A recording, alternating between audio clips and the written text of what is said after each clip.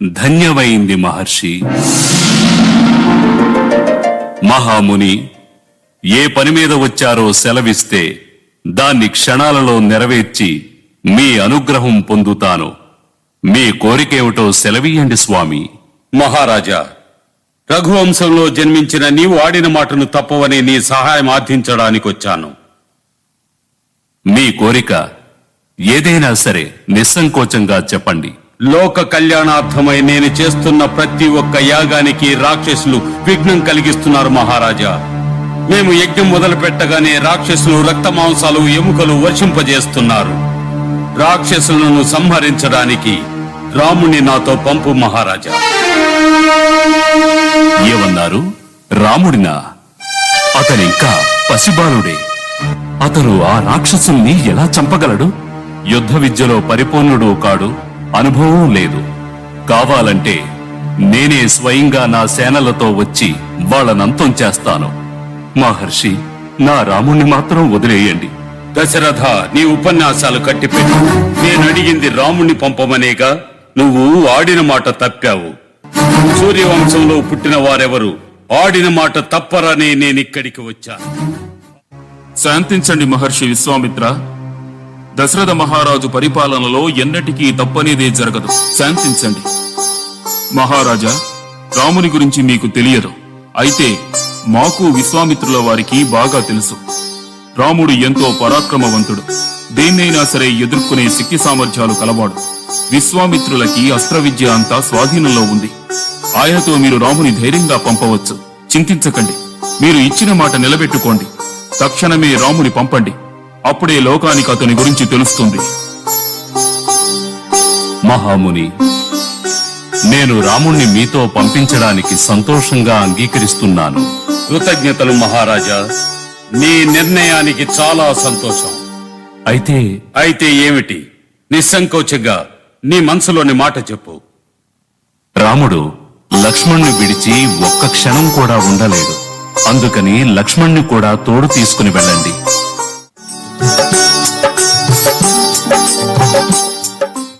విశ్వామిత్రుడు రామునితో, రామా, ఇదే తాటకవనం.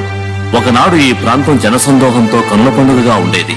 అయితే తాటకి అనే రాక్షసు వల్ల అరణ్యంగా మారింది. అందుకని జాగ్రత్తగా ఉండాలి అని చెప్పాడు.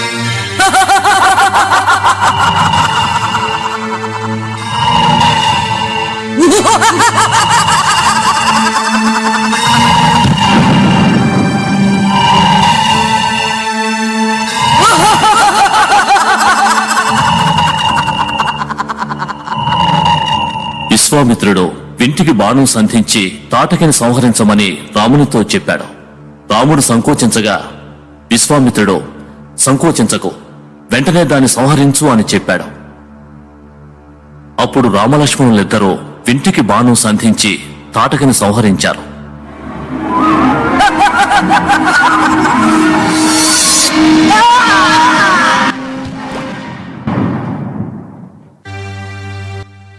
దివ్యదీప్తులను వెదజల్లే దివ్యాస్త్రాల మహిమను వివరించి మంత్రపూర్వకంగా వాటిని విశ్వామిత్రుడు రామునికిచ్చాడు.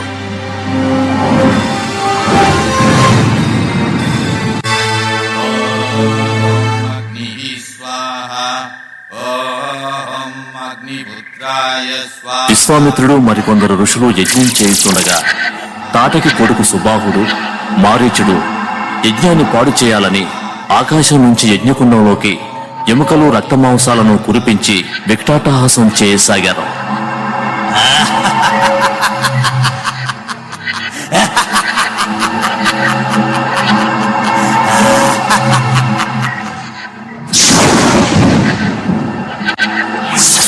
బాణం తగలగానే సుబాహుడు బాధతో అరిచి నేల కొరిగాడు.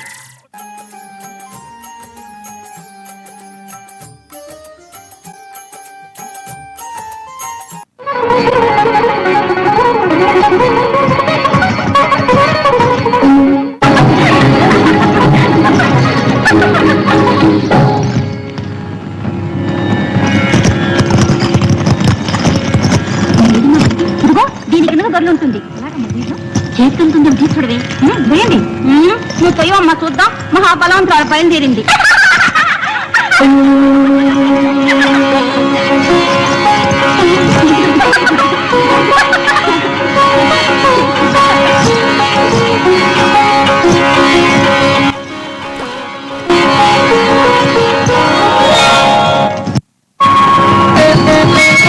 విశ్వాన్ని అవలీలగా పైకెత్తగల ఈ చైతన్య స్వరూపం ఆ వెన్నును ఎత్తడమే కాదు, ఎక్కు పెట్టి నారు తొడిగే వీరునికే కన్యాదానం చేయ సంకల్పించాను.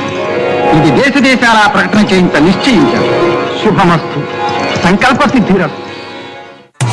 జనక మహారాజు ఒక ప్రకటన చేయించారు.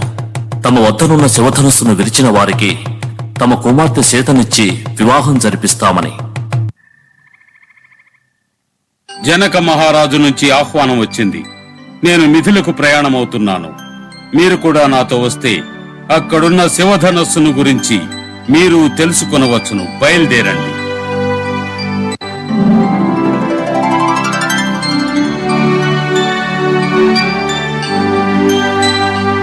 రామలక్ష్మణులిద్దరూ విశ్వామిత్రునితో కలిసి మిథిల వైపు ప్రయాణం సాగించారు. మహర్షి, సూర్యచంద్రుల్లా దేదీప్యమానంగా ప్రకాశిస్తున్న ఈ రాజకుమారులెవరు? మహారాజా, వీరు అయోధ్య మహారాజు దశరథుని కుమారులు రామలక్ష్మణులు.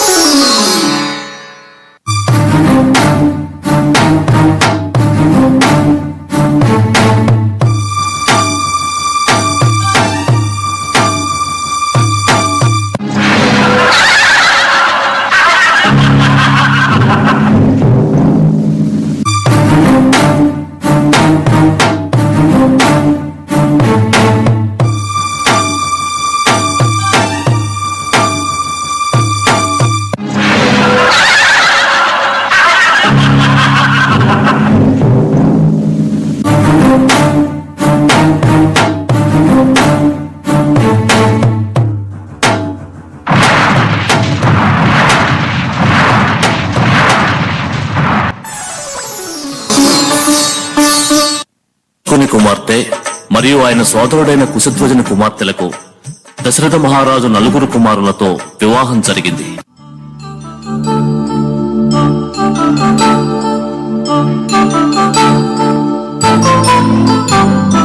కళ్యాణం వైభోగం ఆనందరాగాల శుభయోగం.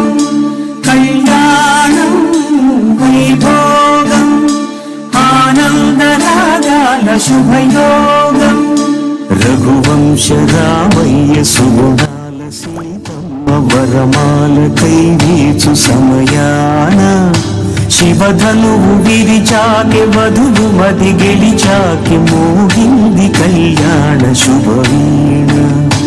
కళ్యాణం వైభోగం శ్రీరామచంద్రుని కళ్యాణం.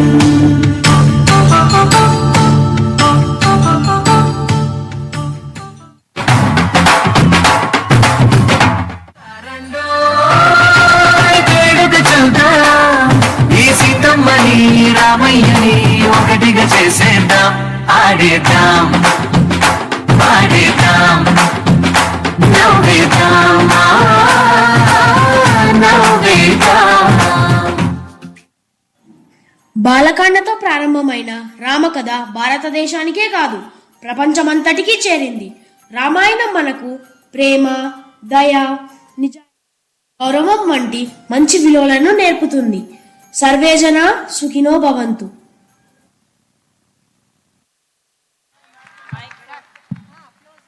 That was so spiritual. These are our children of